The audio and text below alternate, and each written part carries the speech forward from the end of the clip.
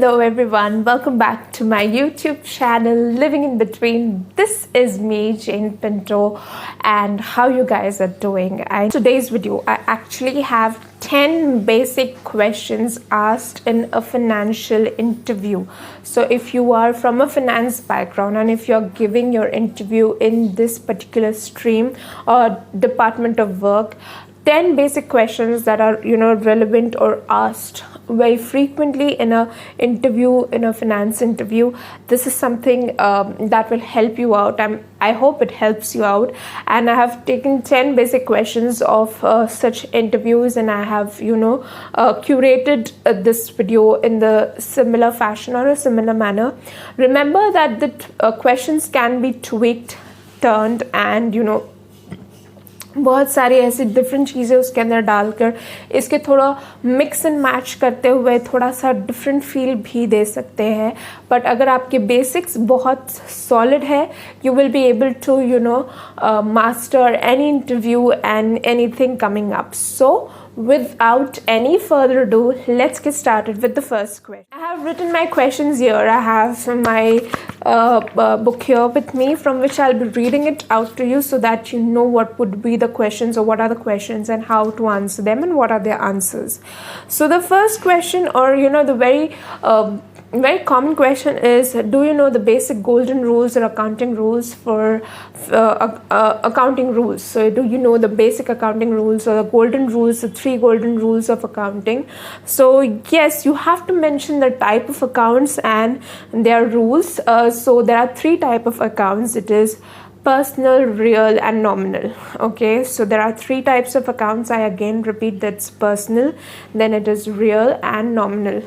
Any ऊपर नीचे कैसे भी आप बता सकते हो, या आप रियल पर्सनल नॉमिनल बोलो, नॉमिनल पर्सनल रियल बोलो, that doesn't matter. But 3 types of accounts होते हैं, ये आपको पता होना चाहिए. अब रियल अकाउंट का रूल क्या है? रियल अकाउंट का रूल है debit what comes in and credit what goes out. This is how you define a real account. Real account के एग्जांपल्स आप बोल सकते हो asset accounts like land and building, furniture. So when you debit that particular account when there is an addition, so debit what comes in, and you credit that account when there is a sold or scrap. When you scrap a particular asset, you credit it, आप कम कर देते हो उसको. इसका next we have is a personal account. Now personal account could be your own bank account, your cash in your own personal accounts like your capital account or personal accounts. Basically जो एक particular individual के साथ define होता है. Suppose आपका खुद का account है, तो आपका अकाउंट जब आप उसको देखोगे तो आप उसको कैसे बताओगे? Debit the receiver and credit the giver. Debit the receiver, suppose आपने अपने बैंक से अपने मम्मी को एक ट्रांजैक्शन किया, तो आप क्या करोगे? आप मम्मी के अकाउंट को डेबिट करोगे, डेबिट द रिसीवर, और अपने आप अकाउंट को क्रेडिट करोगे, क्रेडिट द गिवर. जो आप दे रहे हो, आप गिवर हुए, तो आप अपने अकाउंट को क्रेडिट करोगे, जो रिसिपिएंट बंदा है उसको आप डेबिट करोगे. So this is the personal accounts rule. Debit the receiver, credit the giver. Last account, that is nominal account, और you can say, I am sorry, the camera just show. Last account, that is the nominal, last type of account, that's a nominal account, which is wages, salary, expenses, not everything, but wages, salary and all, which falls into this category. So the rule for this category is debit all expenses and losses, credit all incomes and gains. Okay, so you debit all the expenses, whatever the expenses है. Suppose अपने salary का खर्चा किया, तो आप salary को debit करोगे P&L के. अगर आपका कोई इंटरेस्ट इनकम आया, तो आप उसको क्रेडिट करोगे P&L में.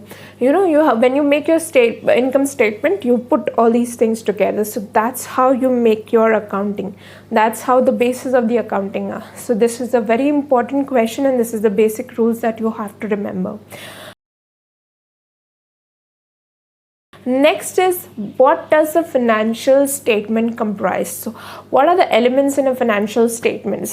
The financial statements, according to the MCA, वहाँ पे अगर आप MCA की वेबसाइट पे जाओगे तो आपको बताया है पूरी तरीके से कि what are the financial statements, but in short आपको याद रखना है balance sheet, that is assets, liabilities and owners fund.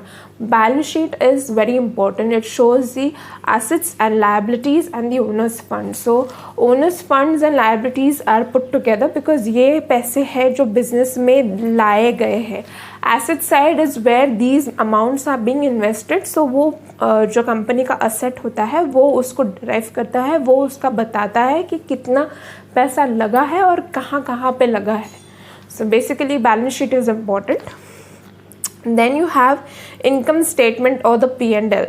So if you have learned accounting properly, you know that income statement, P&L, income and expenditure account differ करता है as per the businesses. जैसे branch accounting है तो mostly income expenditure चलता है. Proper company का P&L बना रहे हो तो proper profit and loss बनता है. अलग से एक statement of income भी बनता है. So statement of income statement or P&L forms another part of the financial statements. So coming back, I was talking about the cash flow statement. So cash flow actually जो होती है वो एक company की health होती है. वो बताती है कि कंपनी कितनी ज़्यादा कैश रिच है, उसके फंड्स कैसे कैसे उसको डिराइव हो रहे हैं. उसकी cash flow is divided into 3 parts: operating, financing and investing activities. So तीनों पार्ट में आपको पता चलता है. Operating is the basic business of the company कि वहाँ से वो कितना कैश जनरेट कर पा रही है. Financing is when you raise IPO और यू टेक डिबेंचर्स और you take money. So financing activities से कितने पैसे लिए हैं. And investing activities is what the company puts the money in, कहाँ पे उसके इन्वेस्ट किया है, उसके इन्वेस्टमेंट से कितना पैसा आया है. That is where you come to know the overall health of organization in its cash flow. So yeah, these are 3 basic statements which are there in a financial statements when you, and there is also notes to accounts. Notes to accounts वो part होते हैं जो significant रहते हैं to the balance sheet or the financial statements. उसके बारे में बताते हैं notes to accounts. If there is a significant change in any accounting policy या फिर कोई और changes कंपनी ने किए हैं, उसके subsidiaries, alliances जो भी है, ventures है, joint ventures है, वो सारी चीज़ें एक notes to accounts में reflect होती है. Next we have is what is the basis of accounting is acceptable. What basis of accounting is acceptable? Now this is a very relevant question when you are interacting with your the person interviewing you, because you have to know there are 2 bases and which basis is accepted to be used. So there are 2 bases of accounting. अगर आप छोटे क्या बोलते businesses को देखो, जैसे अगर आप कोई किराना का दुकान देख लो या कोई छोटा शॉप देख लो, that will work mostly on cash basis. But बड़े कंपनीज जब आप काम करते हैं तो वो हमेशा अक्रूवल अकाउंटिंग के अकाउंटिंग मेथड से ही काम करते हैं. So you have to know किसको क्या अप्लाई होता है. Companies always have to follow the accounting as a accrual method. The 4th question asked is how many types of business transactions are there in accounting? How many types of business transactions are there in accounting? So you have to know there is one revenue and then is capital. So one is revenue and other is capital. You have to remember this. Firstly, you have to know what is depreciation or what is depreciation, or depreciation and amortization is the same or not. ये भी पूछा जाता है. Depreciation is basically the value of the asset which is diminished, or which is calculated that it will be diminished over a period of time, or the shelf life of that or the useful life of that asset. तो जितना उसका cost है, जितना उसका scrap value मिलेगा divided by the number of useful years, ये SLM method से derive होता है, ये उसका डिप्रिसिएशन वैल्यू हो जाता है. मतलब इतने सालों बाद मुझे ये एसेट से और कुछ आएगा नहीं, मेरे बिजनेस को कुछ फ़ायदा होगा नहीं, तो मैं ये खर्चा अपने P&L में चार्ज करता हूँ कि ये मेरा एसेट डिप्लीट हो रहा है, कम हो रहा है, इसकी वैल्यू कम हो रही है, तो उसका चार्ज मैं डिप्रिसिएशन के नाम से अपने P&L में शो करता हूँ। Amortisation on the other hand is on intangible assets. Intangible asset आप खुद का गुडविल अपने बैलेंस शीट में नहीं दिखा सकते। सपोज मैं XYZ कंपनी का बैलेंस शीट बना रही तो XYZ का गुडविल नहीं आएगा। मैंने अगर कोई गुडविल अक्वायर किया है, ठीक है, किसी कंपनी को खरीदते वक्त मैंने उसका गुडविल के साथ पेटेंट्स, राइट्स, कॉपीराइट्स इसके साथ अगर मैंने खरीदा है तो वो मेरा असेट बन जाता है, वो मेरा इंटेंजिबल का ब्लॉक ऑफ असेट बन जाता है। उसको मैं अमोर्टाइज करूँगी, उसको अमोर्टाइजेशन कर देंगे, मतलब उसका धीरे धीरे वैल्यू उसका भी डिप्लीट होता जाता है unless I add up anything to it, तो उसको अमोर्टाइजेशन बोलते हैं। So that is depreciation and amortization. So depreciation is calculated in 2 ways, SLM method and WDV method. ना WDV method is written down method, जो आपको एक particular percentage दिया जाता है, उस परसेंटेज से आप वो असेट को चार्ज करते हो और P&L को आप असेट को लगाते हो और P&L को चार्ज करते हो। अभी एक कोई ट्रिक क्वेश्चन लेते हैं। बहुत सारे लोग एंट्रीज पूछते हैं या फिर इफेक्ट्स पूछते हैं ऐसे ट्रांजैक्शंस को। तो बेसिकली अकाउंटिंग जो होती है वो ट्रांजैक्शन बेस्ड होती है, इवेंट बेस्ड होती है। तो आपको एक इवेंट या एक ट्रांजैक्शन दिया जाएगा, जैसे कि what will be the effect to the inventory if the income statement goes up by 10,000। Okay, so your question is what will be the effect to the inventory if the income statement goes up, मतलब inflates by 10,000। तो अब आपको पता चला पड़ेगा कि आपके कितने अकाउंट्स को इम्पैक्ट हुआ है यहाँ पे, ठीक है। आपका क्या क्या इम्पैक्ट हुआ, आपके फाइनेंशियल स्टेटमेंट्स में ये कहाँ कहाँ दिखेगा। एक तो आपको बता दिया कि आपका स्टेटमेंट ऑफ इनकम स्टेटमेंट में है 10,000 रुपये का एडिशन हो गया, बाकी कहाँ उसको लगाया जाएगा। इन्वेंट्री स्पेसिफिकली जो है वो बैलेंस शीट का आइटम है, तो बैलेंस शीट को तो आपको डेफिनेटली इफेक्ट करना पड़ेगा। इन्वेंट्री वहाँ पे तो जाएगी ही। नेक्स्ट जो होगा, बिकॉज आपका इन्वेंट्री सपोज बिका है या आपका माल बिका है, तो ऑपरेटिंग एक्सपेंसेस या ऑपरेटिंग एक्टिविटीज़ में आपका वो इफेक्ट जाएगा जो आपके कैश फ्लो में रिफ्लेक्ट होगा। You have to understand this is all connected with each other, but you have to keep your mind very sane when these kind of questions arise कि boss कहाँ क्या आता है और कैसे उसको रिफ्लेक्ट करना है।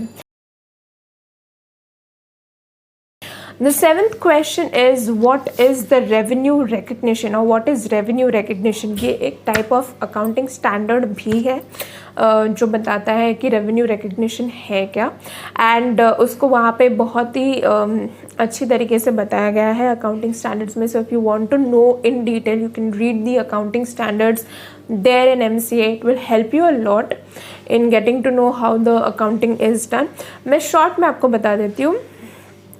Principle that dictates the method and timing by which revenue is recorded and recognized as an item within the financial statements supported certain criteria, example transfer of ownership।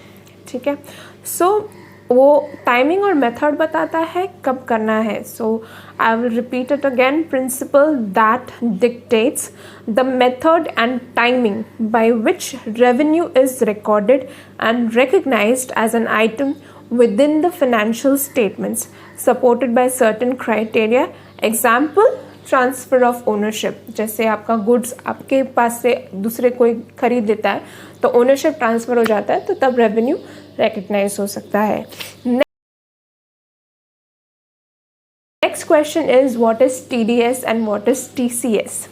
ये बहुत ज़्यादा कॉमन है, ये बहुत बार पूछा जाता भी है। TCS और TDS अलग कैसे है, TDS क्या होता है, TCS क्या होता है। TDS is basically tax deducted as source. जो आपका इनकम राइज होता है, जो बंदा आपको पे कर रहा है वो आपका पैसे काट के आपको पे करता है। डिपेंड्स क्या ट्रांजैक्शन है, रेंट पे कर रहा है, कोई कॉन्ट्रैक्ट पे कर रहा है, कोई प्रोफेशनल सर्विसेज पे कर रहा है, तो उसके सारे जो है परसेंटेजेस डिफाइंड होते हैं बाय इनकम टैक्स, और उस हिसाब से आपको उसका डिडक्ट करके टैक्स डिडक्ट करके आप उस बंदे को पे करते हैं। Even if you are a salaried person you will know कि आपका सैलरी एक बेंचमार्क के ऊपर जाता है, जो स्लैब्स दिए गए हैं उसके ऊपर चला जाता है, तो आपका उस परसेंटेज पे सैलरी कटता है, तो that is TDS। TCS is tax collected at source. अभी when the seller collects a certain amount as tax from the buyer. Now अभी suppose मैं कोई ऐसी so there are 6 to 7 criteria जिस पे टैक्स कलेक्ट होना चाहिए। सो ये रिवर्सिबल है। जैसे अभी मैं आपको कुछ बेच रहा हूँ, ठीक है, मुझे आप पैसा दोगे तो उस पैसे में मेरा टैक्स का अमाउंट भी उसके अंदर एडअप होगा। सपोज मैंने आपको कोई 100 रुपये की चीज़ बेची, उसके ऊपर 6% टैक्स लगता है, तो 6 रुपया 100 प्लस 6 रुपीज़, तो 106 rupees you will have to pay me. 100 rupees will be recognised as my revenue and 6 rupees will be recognised as TCS, that is tax collected at source. जब मेरा रेवेन्यू जनरेट हुआ, जो देने वाले बंदे से मैंने टैक्स और रेवेन्यू दोनों का अमाउंट दिया, एंड डिडक्टेड एट सोर्सेज मैं जब पे कर रही हूँ तो मैं आपको काट के पैसा दे रही हूँ।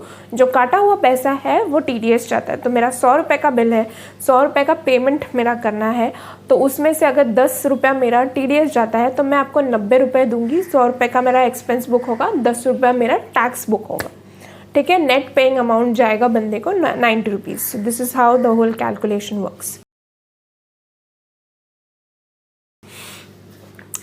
Next, the 9th question is, what are 3 branches of accounting? What are the 3 branches of accounting? So the first is financial accounting, second is management accounting, third is cost accounting.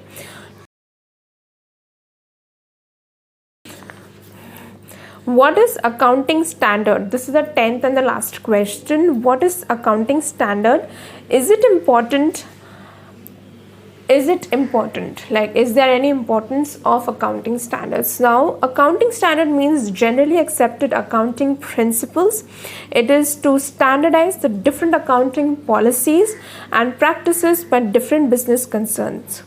And the MCA has notified 41 Ind AS. Now, accounting standards are referred to as Ind AS, and there are 41 standards recognized by the MCA on their website. So if you want to know more about them, you can go check out the MCA website. There you will get a wholesome picture of what kind of accounting standards are accepted. ठीक है? With this, I will wrap up this video as well. Hope you enjoyed or liked. This was informational. If you want to ask me any other questions, you can do so in the comments down below. I will see you in my next. Till then, bye bye.